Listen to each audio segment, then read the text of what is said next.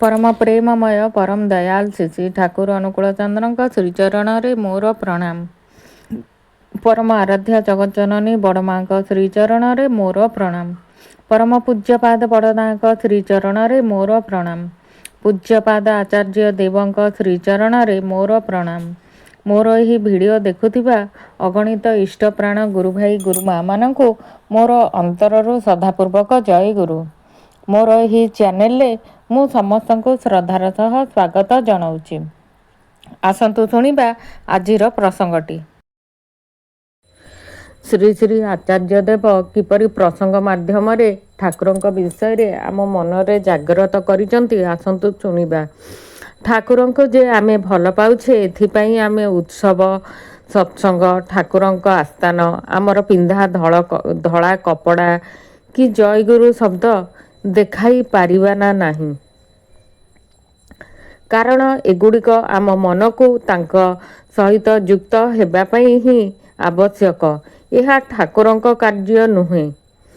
जेतेबेले मु छाड़ी बाड़े कही पारिबी कि मते देख मो भितरे तुमे बुझी पारिबो ठाकुर किपरि, तेबे ही हेबो ए ठाकुरंक कार्य।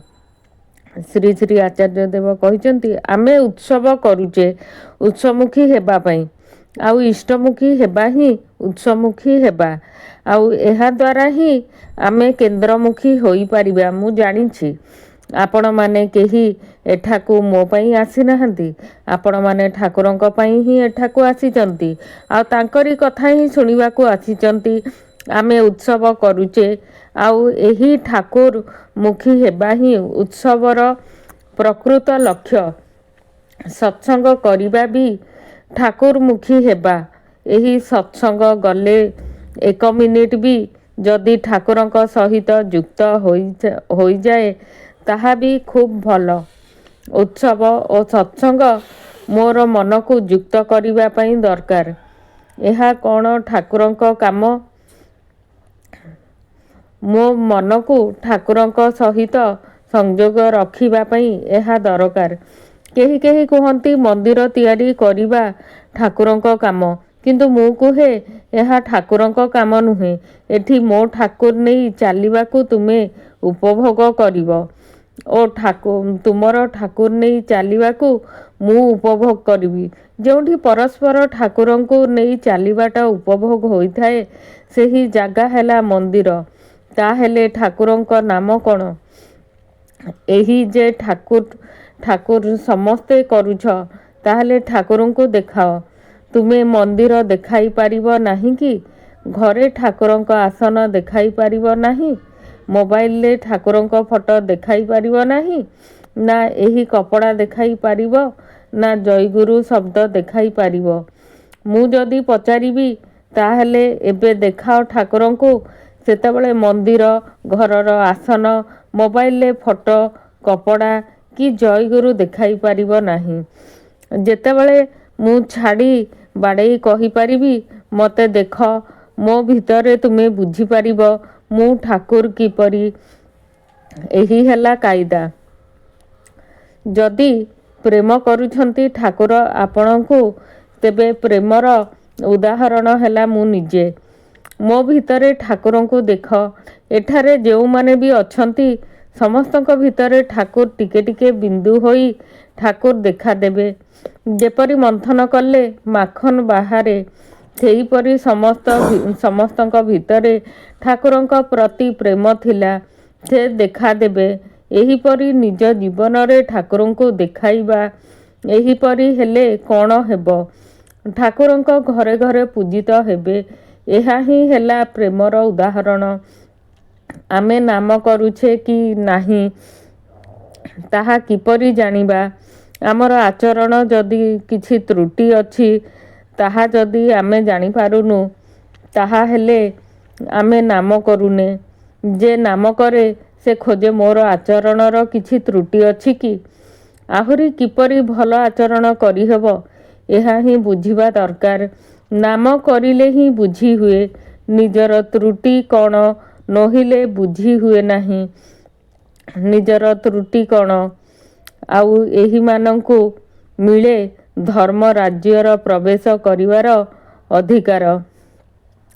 ଶ୍ରୀ ଶ୍ରୀ ଆଚାର୍ଯ୍ୟ ଦେବ କିପରି କହିଛନ୍ତି ଆପଣମାନେ ଶୁଣିଲେ। ଆଉ ନାମ ଧ୍ୟାନ ଦ୍ୱାରା ସମସ୍ୟାର ସମାଧାନ ହୋଇଥାଏ।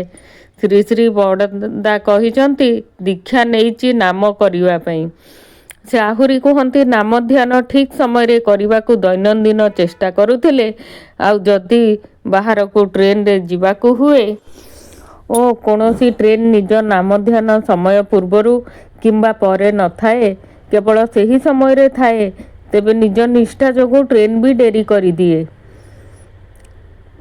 ଇଷ୍ଟ କୁଟିଆରେ ଶ୍ରୀ ଶ୍ରୀ ଠାକୁର ନାମ କରି ରୋଗୀ ଭଲ କରିବାର ହସ୍ପିଟାଲ କରିଥିଲେ।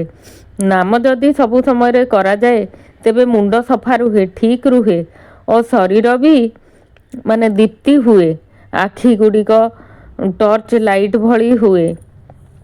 ନାମ କରିଲେ ଅନ୍ତର୍ଦୃଷ୍ଟି ଏପରି ଉନ୍ନତ ହୁଏ ଯେ ଦୂର ଭବିଷ୍ୟତରେ କ'ଣ ଘଟିବ ତା ବି ମନକୁ ଆସେ।